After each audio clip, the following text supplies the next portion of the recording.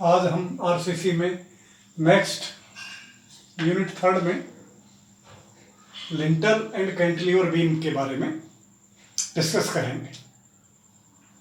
तो यूनिट 3 में इससे पहले आपने सिंगली बीम देखा, डबली बीम देखे और टी बीम देखा। इसके बाद लास्ट में है lintel design and cantilever beam. सबसे पहले देखिए लिंटल क्या है। लिंटल एक छोटी बीम है, स्मॉल बीम है, छोटी ओपनिंग के ऊपर, जैसे कि डोर, विंडो, सेल्फ या और कोई स्मॉल ओपनिंग हो, 3 फीट, 4 फीट, 5 फीट की ओपनिंग में जो प्रोवाइड करते हैं वो है लिंटल या लिंटल बीम। लिंटल या लिंटल बीम मुख्य तौर पर डोर और विंडो पर प्रोवाइड करते हैं ताकि जो ऊपर का लोड है मेसनरी का डोर विंडो के ऊपर उसको रजिस्ट कर सके। तो लिंटल क्या है? Small beam. अब लिंटल में 2-4 बातें आपको मुख्य तौर पर ध्यान रखनी है कि लिंटल ये जो स्पेस है ये बीरिंग है, ये स्पेस है बीरिंग है, मतलब ये रेस्ट हो रही है वाल पर या सपोर्ट पर है। अगर वाल की माने तो सामान्य तौर पर इसकी बीरिंग 15 सेंटीमीटर रखते हैं लिंटल की, या थिकनेस ऑफ द लिंटल जो भी है जो भी ज़्यादा हो। अगर सपोज करो ये 20 सेंटीमीटर है तो 20 कर दो, ये 15 सेंटीमीटर डेप्थ का है तो आप 15 सेंटीमीटर बीरिंग कर दो। और इसकी जो डेप्थ है, डेप्थ ऑफ लिंटल, वो 150 से 200 mm है। हालांकि अगर पुरानी बिल्डिंग की बात करें तो यही लिंटल आपका वुडन का यूज करते थे, मेटल का यूज करते थे, स्टोन का यूज करते थे, इस तरह से। आजकल की बात करते हैं आरसीसी, ठीक, आरसीसी का यूज कर रहे हैं। तो इसकी जो डेप्थ है ये वैसे तो डिपेंड करता है कि कितना स्पान है, कितना ऊपर लोडिंग है, लेकिन फिर भी सामान्य तौर पर 150 mm से कम नहीं करते और सामान्य तौर पर 200-250 mm रखते हैं, 8 इंची 9 इंची इस तरह से, लेकिन 150 mm से कम नहीं रखते। और अगर इसकी विड्थ की बात करें, लिंटल की विड्थ की, तो विड्थ है आपकी जितनी थिकनेस, वाल थिकनेस है, जितनी थिकनेस ऑफ वाल है उतना इसको विड्थ रखेंगे ताकि दीवार से फ्लश हो जाए, ना तो ज़्यादा ना कम। अगर पार्टीशन वाल है तो आपकी 4.5 इंची विड्थ होगी, 9 इंची की वाल है तो 9 इंची विड्थ हो जाएगी। 1 फीट की वाल है तो आपकी 1 फीट, 1.25 फीट की वाल है तो लिंटल की विड्थ ये हो जाएगी। और डेप्थ मैंने आपको बता दिया, 150-200 mm के आसपास कर शुरुआत करते हैं। अब और बाकी सारे क्लास सेम हैं जो बीम के हैं, क्योंकि लिंटल भी एक तरह से साधारण तौर पर बीम ही है। तो इसमें एक आपको देखना है कि लोड कैसे आता है। तो लोड इसमें किस तरह से आता है? आर्च रूप में आता है, ट्रेंगुलर शेप में है, ट्रेंगुलर शेप में है। आर्चिंग एक्शन के अंदर लोड आएगा कि इस लिंटल पर ये ट्रेंगुलर लोड है, बाकी का जो लोड है मेसनरी का वो थ्रू आर्च एक्शन के बाकी मेसनरी पर आ गया। तो ये अब इस ट्रेंगुलर त्रिभुज का जो लोड है जिसको मेसनरी लोड कहेंगे, चाहे स्टोन मेसनरी के है चाहे ब्रिक की है। 2 बातें यहाँ और भी याद करनी है। ये एंगल 45 डिग्री का भी मान सकते हो, अगर गुड मेसनरी है, अच्छी मेसनरी है तो ये एंगल 45 डिग्री का भी दोनों आप मान सकते हो। लेकिन सामान्य तौर पर इस चीज़ का पता नहीं रहता तो हम ये एंगल मोस्ट प्रोबेबली 60 डिग्री का मानकर चलते हैं। अगर डिस्पर्सन कोण है ये 60 डिग्री का आपका होगा।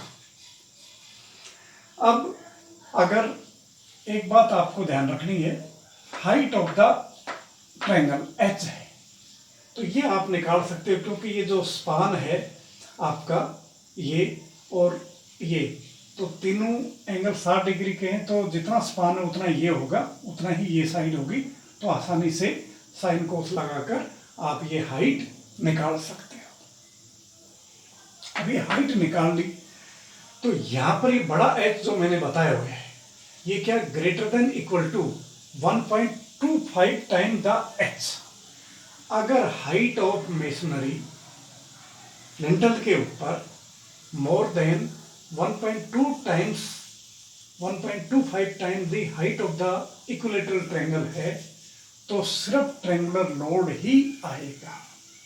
लेकिन अगर मेसनरी की हाइट इससे कम है, नहीं इससे ज़्यादा या बराबर की बजाय इससे कम है, तो उस केस में ट्रेंगुलर हाइट नहीं लोगे, फुल रेक्टेंगुलर लोड ही इस पर आएगा। जो आपकी रेक्टेंगल बनेगी वाल की जितनी हाइट तक की वो आएगा। और इसके अलावा अगर ऊपर रूफ है, स्लैब है, तो उसका लोड भी इस लिंटल पर आपको कंसिडर करना होगा। तो यहाँ मुख्य तौर पर ये बात ही आपको ध्यान करनी है। तो आपको ये देखना है कि हमारी रूफ हाइट कितनी है, लिंटल किस हाइट पर प्रोवाइड किया है, त्रिभुज जो बन रही त्रिभुज की हाइट क्या है, और यानी लिंटल के ऊपर जो मेसनरी हाइट है वो इस हाइट की 25% से ज़्यादा है, तो ट्रेंगुलर लोड, अदरवाइज फुल वाल का लोड कंसिडर करेंगे। तो आई थिंक ये क्लियर हो गया आपको। अब किस तरह से देखेंगे, डिजाइन में बात करते हैं तो सेम बीम की तरह है। विड्थ कंसीडर कर लेंगे, जितनी थिकनेस ऑफ वाल है, डेप्थ 150 से 200 mm अज्यूम कर लेंगे, सेल्फ वेट ले लेंगे, और ट्रेंगुलर लोड जब मेसनरी का लेंगे तो उसका बेंडिंग मोमेंट आपका आता है WL/6। ये आपको ध्यान रखना है कि जब ट्रेंगुलर लोड लेंगे, त्रिभुज का मेसनरी का लोड लेंगे, तब आप इसका BM जो मेसनरी लोड की वजह से आएगा, वो टोटल लोड जो इस त्रिभुज के अंदर कंटेंट है मेसनरी का इंटू L/6, और इसका सेल्फ वेट है वो आपका उसकी वजह से मोमेंट होगा WL²/8। दोनों को ऐड कर देंगे और फिर हम डेप्थ चेक कर लेंगे बेंडिंग मोमेंट से और AST कैलकुलेट कर लेंगे। तो इस तरह से लिंटल का डिजाइन करते हैं। जहाँ तक स्टील बार की बात है तो मिनिमम 2 नीचे 2 ऊपर तो प्रोवाइड ही करेंगे। स्टील बार या तो 10 mm के मिनिमम ऊपर नीचे, या नीचे 12 के 2 और ऊपर 10 mm के, और स्टीरअप 8 mm की डाया की, और उनकी स्पेसिंग 300 या 0.75 D से जो भी कम हो उससे ज़्यादा नहीं हो। तो इस तरह से इसका अरेंजमेंट है। तो आई थिंक ये लिंटल का आपको डिजाइन समझ में आ गया। नेक्स्ट आपका है कैंटिलीवर बीम। नेक्स्ट क्या है? Cantilever beam. अभी तक आपने सिंगली रीइंफोर्समेंट बीम की, डबली देखी, फ्लैंज बीम या टी बीम देखी। कैंटिलीवर बीम एक तरह से थोड़ा रिवर्स है सिंपली सपोर्टेड से। कैसे? सिंपली सपोर्टेड में बेंड होने पर टेंशन नीचे आता है और कैंटिलीवर में आपका टेंशन ऊपर आता है, न्यूट्रल एक्सिस से ऊपर। तो इस केस में आपका मेन बार है, लॉन्गिट्यूडनल बार है, वो ऊपर प्रोवाइड करते हैं टॉप में, और जर्नल बीम में अपन AST या लॉन्गिट्यूडनल या मेन बार नीचे देते हैं, न्यूट्रल एक्सिस से नीचे। क्यों? टेंशन नीचे होती है। तो इस तरह से यहाँ ऊपर है, कैंटिलीवर है, तो आपने मेन बार ऊपर किया और नीचे 2 बार तो मिनिमम होते ही हैं। अगर इसकी मैं बात करूं तो 2 12 के हैं मिनिमम बार आप रखोगे। तो अगर इसकी बात करें तो सेम प्रोसीजर आप फॉलो करोगे कैंटिलीवर बीम में भी, जो आपने पहले बीम सिंपली सपोर्ट किया। अब एक तो आपको ये ध्यान करना है कि आगे जाकर जो फ्री एंड पर चाहो तो इसको टेपर कर देते हैं।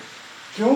ताकि मैक्सिमम बेंडिंग मोमेंट यहाँ है, यहाँ पर आपका थ्योरेटिकली आप 0 पढ़ते हो और बाकी यहाँ बढ़ता बढ़ता यहाँ मैक्सिमम है। तो IS कोड कहता है यहाँ पर कम से कम 150 mm डेप्थ होनी चाहिए, कम से कम 150 mm डेप्थ यहाँ पर मिनिमम होनी चाहिए, और यहाँ पर डेप्थ जो भी बेंडिंग मोमेंट या डिफ्लेक्शन के लिए चाहिए वो आपकी हो।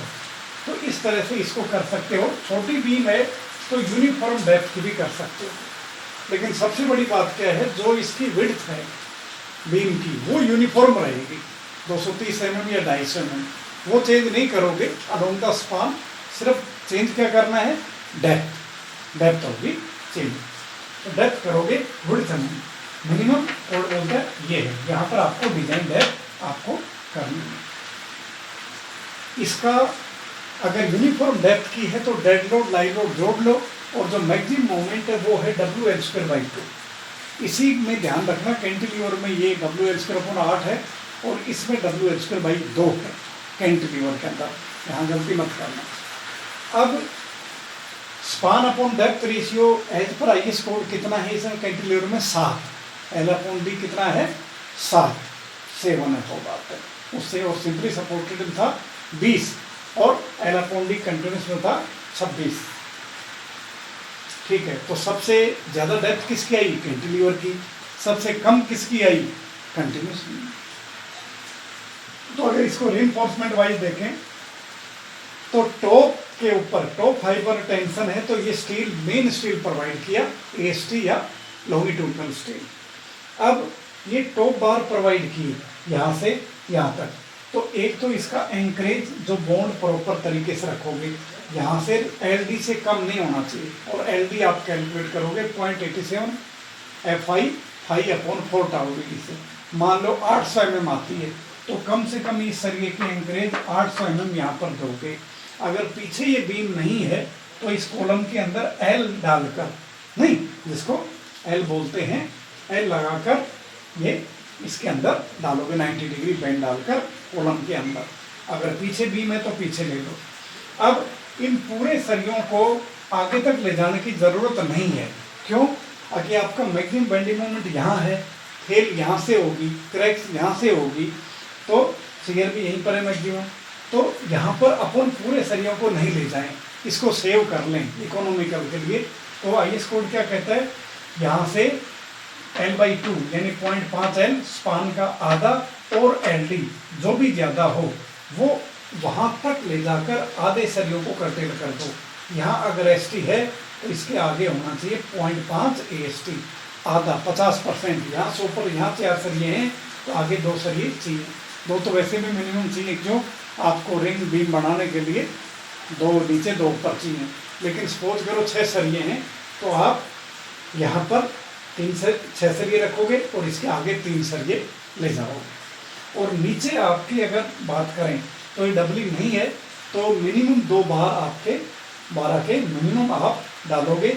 और इनका भी एंकरेज LD/3 हो, इस दीवार पर या कॉलम पर LD/3 ये एंकरेज हो। नहीं मिलता है तो इसको भी 90 डिग्री पर L लगाकर उठा सकते हो।